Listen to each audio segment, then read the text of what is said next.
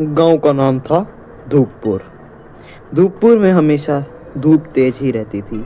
वहाँ हर समय अंधेरा कभी नहीं आता था, ना कहीं छाँव ना कुछ, सिर्फ धूप और गर्मी। लेकिन आज दोपहर होते होते अचानक अंधेरा छा गया और उस गांव में कुछ ऐसा हुआ जिसको देखकर सारे गांव वाले डर चुके थे।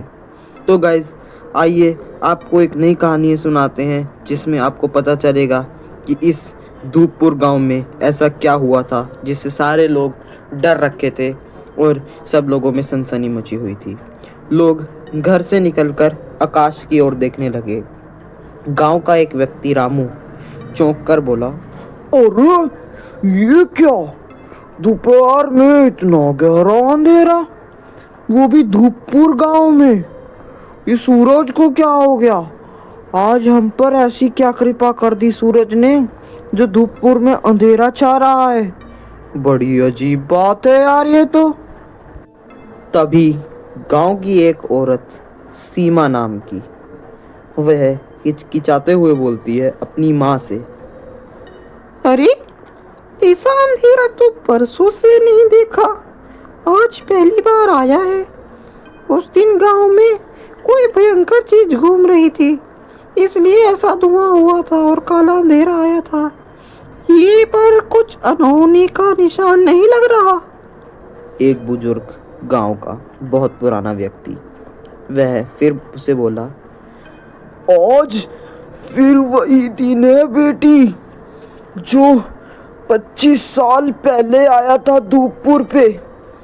सब लोग घर में चले जाओ और जब तक ये काला अंधेरा गुप्त नहीं हो जाता तब तक अपने घर से बिल्कुल मत निकलना, वरना वो जो रमेश नाम के इंसान के साथ हुआ था तुम्हारे साथ भी हो सकता है।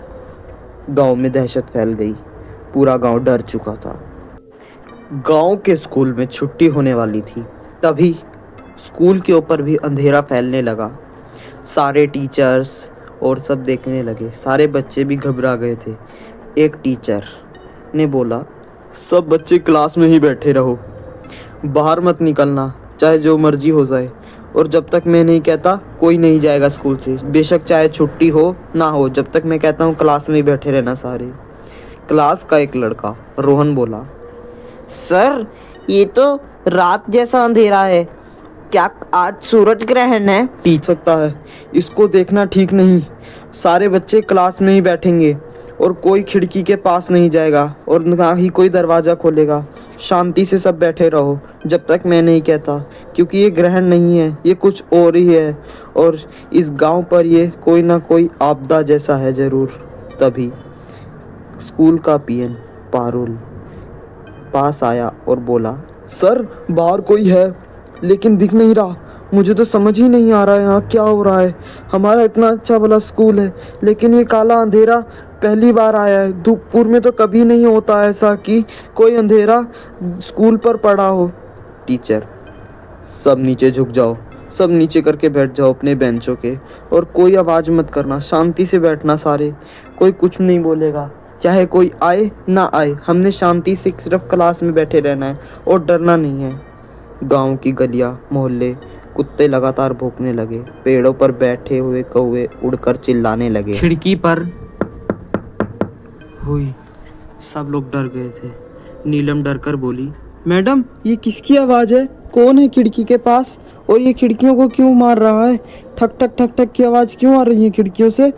टीचर सांस उठाकर, मैं देखता हूँ, तुम लोग वहीं बैठे रहो, कोई मत डरना, कोई ना मेरे पास आना, ना कोई अपने बेंचों से निकलना, सारे बेंचों के नीचे बैठे रहो जब तक मैं नहीं कहता, बाहर मत आना बिल्कुल। टीचर ने क्लासरूम की खिड़की के पास जाकर देखा पर बाहर उसे कुछ नहीं दिख रहा था, बस काला धुआं, पेड़ हिलते हुए, पूरा माहौल एकदम शांत पर दिखने में डरावना।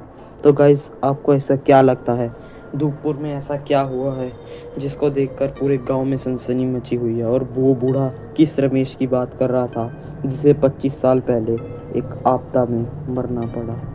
तभी धीरे से फिर एक ठक ठक ठक ठक हुई। रोहन डर गया और वह टीचर से बोला, टीचर मत खोलिए खिड़की, बाहर कुछ ठीक नहीं लग रहा। ये माहौल बहुत पुराना लग रहा है। मेरी दादी ने भी ऐसी एक कहानी सुनाई थी मुझे इसी गांव पे। आप कृपया करके प्लीज़ खिड़की मत खोलना। पारुल पियन बोला। बाहर कोई बोल क्यों नहीं रहा? इंसान होगा तो आवाज़ देता। दोबारा दोबारा खिड़की पीट रहा है। ये कोई ना कोई शैतान या भूतिया आत्मा है। सर आप प्लीज़ मत जाइए बाहर, ना गेट खोलिए। हम यहीं पे वेट करते हैं, हमारे को कोई ना कोई बचाने ज़रूर आएगा। टीचर घबरा कर बोला। शायद कोई मजाक कर रहा होगा या जानवर होगा। आप लोग डरिए मत, आप लोग सिर्फ क्लासरूम में शांति से बैठे रहिए। तभी नीलम रोते हुए बोली, टीचर ये इंसान की उंगली की नहीं है, ये बहुत लंबी है, ये देखने में ठीक नहीं लग रही।